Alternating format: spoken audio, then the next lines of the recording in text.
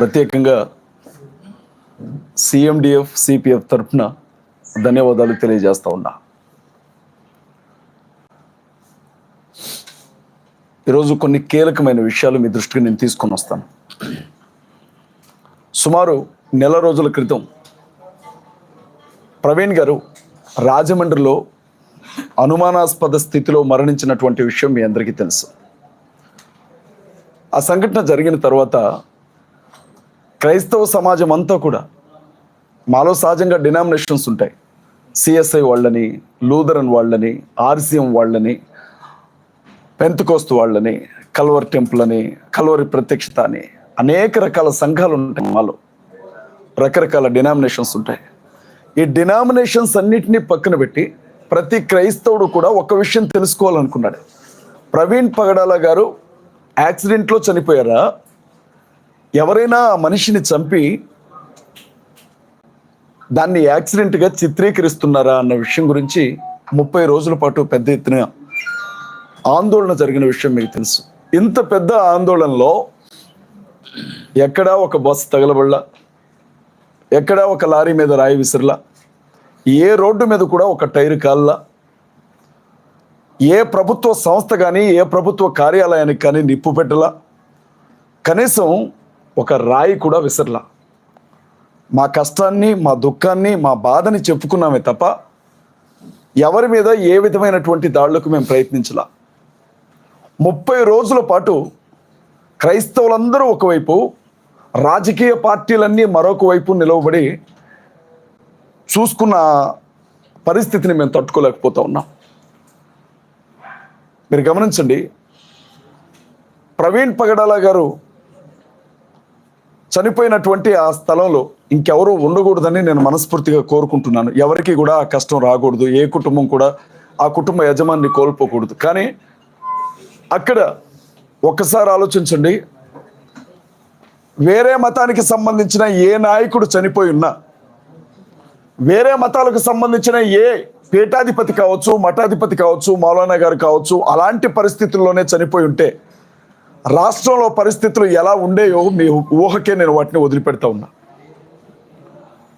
ఇంత జరిగితే ఆంధ్ర రాష్ట్రంలో కొంతంటే కొంత సానుభూతి కూడా దొరక్కపోగా ప్రవీణ్ పగడాల గారి కుటుంబానికి గొప్ప సేవకుడిని మేము పోగొట్టుకున్నామన్న దుఃఖంలో మేము ఉన్నప్పుడు ఆయన ఒక త్రాగుబోతులాగా చిత్రీకరించింది ఆంధ్ర ప్రభుత్వం. చాలా స్పష్టంగా మహాసేన మీడియా అయితే 24 గంటలు అదే పని చేసింది, మీకు తెలుసు. నేను కొన్ని విషయాలు మీ దృష్టికి తీసుకొని వస్తాను. మాట్లాడొచ్చు కదా, కేసులు అయితే ఏం పెట్టరు కదా. ఏమో మాట్లాడితే ప్రశ్నిస్తే కేసు పెడతాం అంటున్నారు కదా, మళ్ళీ ఏమైనా కేసులు పెడతారేమోనని మీడియా ముందు మాట్లాడుతున్నాను. దయచేసి బిట్ కట్ చేసి వేయకండి, ఏదైనా ఉంటే పూర్తిగా చూపించండి. ఎందుకంటే నాకు కొంచెం పోలీసులు అంటే భయం. మొన్నే అరెస్ట్ చేసి తీసుకొని వెళ్ళి నెత్తి మీద ఉన్న జుట్టంతా తీసేశారు. ఇది ఎదగడానికే చాలా టైం పట్టింది. ఈసారి గుండు కొడితే బాగా ఇబ్బంది అయింది, మా పిల్లలు చూడలేకపోతున్నారు.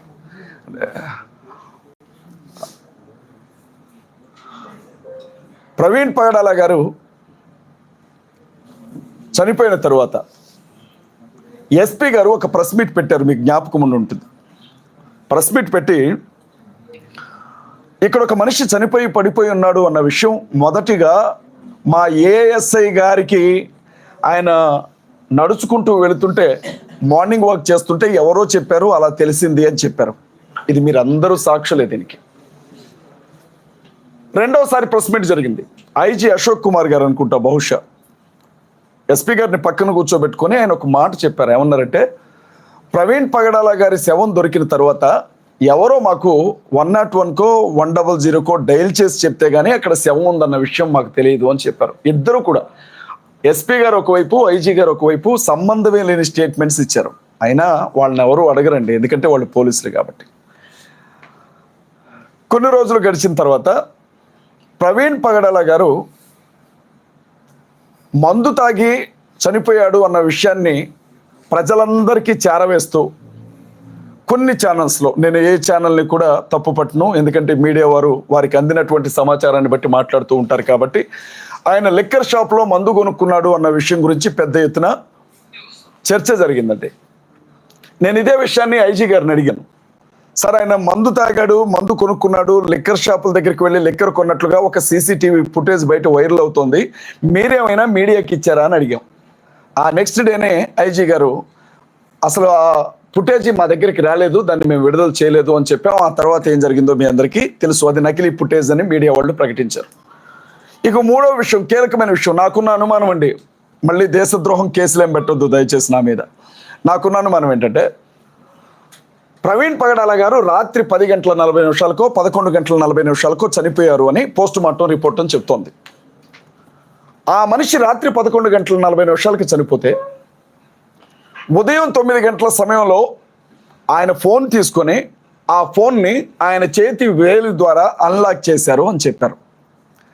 అంటే డాక్టర్లు ఏమంటున్నారు అని అంటే, ఒక మనిషి చనిపోయిన తర్వాత అతని డెడ్ బాడీ రక్త ప్రసరణ ఉండదు కాబట్టి ఫోన్ లాక్ని తీయడం అనేది సాధ్యమయ్యే పని కాదు అని కొంతమంది డాక్టర్లు చెప్పారు. నేనేం పండితుడిని కాదు, డాక్టర్ని కాదు, నా అనుమానం మాత్రమే.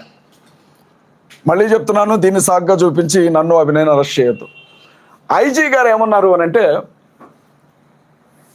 ప్రవీణ్ పగడాల గారి వేలిముద్రను ఉపయోగించి చేసామని చెప్పారు. ఇది సాధ్యమయ్యే పనేనా? ఇది సాధ్యమేనా నేను అడుగుతా ఉన్నా ఒక న్యాయవాదిగా. మనిషి చనిపోయిన 11 గంటల తర్వాత ఆ వ్యక్తి చేతి వ్రేలితో అతని ఫోన్ని అన్లాక్ చేసి కాల్ చేసామన్నారు. ఇది ఎంతవరకు నమ్మొచ్చు? ఇక పోస్ట్ మార్టం రిపోర్టు మీడియాకు కూడా ఇవ్వలేదండి పోలీస్ డిపార్ట్మెంట్ వాళ్ళు, వాళ్ళ ఫ్యామిలీకి మాత్రమే ఇచ్చారు. మీకు తెలుసు ఆ విషయం. కానీ మాజీ ఎంపీ హర్ష్ కుమార్ గారు పోస్ట్ మార్టం రిపోర్ట్ని బయటికి తీసుకొని వచ్చారు.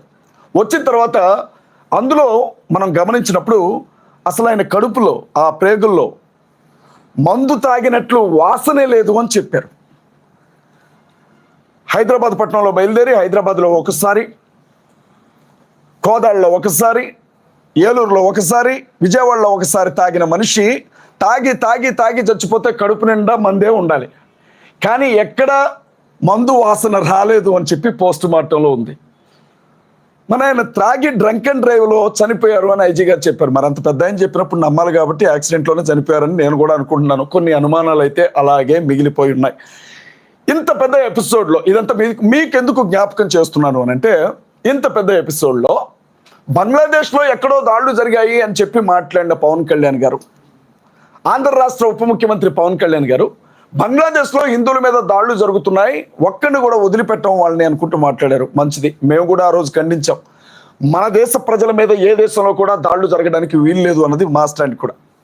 ఆ తర్వాత కూడా ఆయన ఒక పార్టీ సభను ఏర్పాటు చేసుకున్నారు, జనసేన జయకేతనమా ఏదో ఒక సభ, మీకు ఐడియా ఉండుంటుంది. ఆ సభలో కూడా ఆయన మాట్లాడుకుంటూ ఎప్పుడో కొన్ని సంవత్సరాల క్రితం అసదుద్దీన్ ఓవైసీ మాట్లాడిన మాటలను ప్రస్తావిస్తూ, మేము అన్ని మతాలను గౌరవిస్తాం, అందరినీ ప్రేమిస్తాం, ద సేమ్ టైం మా హిందువులకు జరుగుతుంది కాబట్టి ఇలా ఉన్నారు, కానీ ఇదే మీ ముస్లింలకు కానీ క్రైస్తవులకు కానీ జరుగుంటే దేశాన్ని మీరు ఏం చేసేవాళ్ళో అందరికీ తెలుసు అని మాట్లాడాడు. ఇప్పుడు నేను పవన్ కళ్యాణ్ గారిని ఒక మాట అడుగుతా ఉన్నా. 30 రోజులు మీరు పార్టీ అధ్యక్షులు, రాష్ట్రానికి ఉప ముఖ్యమంత్రి, అనేక శాఖలకు మంత్రివర్యులుగా ఉన్నారు. నోరు తెరచి ఒక్కసారైనా మీడియా చిట్చాట్లోనైనా ప్రవీణ్ గారి కుటుంబానికి సానుభూతిని తెలియచేశారా? ప్రవీణ్ గారి కుటుంబానికి సింపతి, కనీసం ఒక మనిషి, సాటి మనిషి చనిపోయాడు, ఓహో బహుశా అక్కడ ఆవు చనిపోయి ఉంటే మాట్లాడేవాడు. మాట్లాడడమే కాదు, నడి రోడ్ల మీద ధర్నాలు కూడా చేసేవాడు. కానీ అక్కడ చచ్చిపోయింది ఒక పాస్టర్, అది కూడా ఆఫ్టర్ ఆల్ ఒక దళితుడు కాబట్టి మాట్లాడలేదు. మీరు ఆఫ్టర్ ఆల్ అంటున్న ఆ పాస్టర్ కొన్ని లక్షల మంది, కొన్ని కోట్ల మంది క్రైస్తవుల గుండె చప్పుడుగా ఉన్నాడు అన్న విషయాన్ని ఈరోజు నేను పవన్ కళ్యాణ్ గారికి చెప్తా ఉన్నా.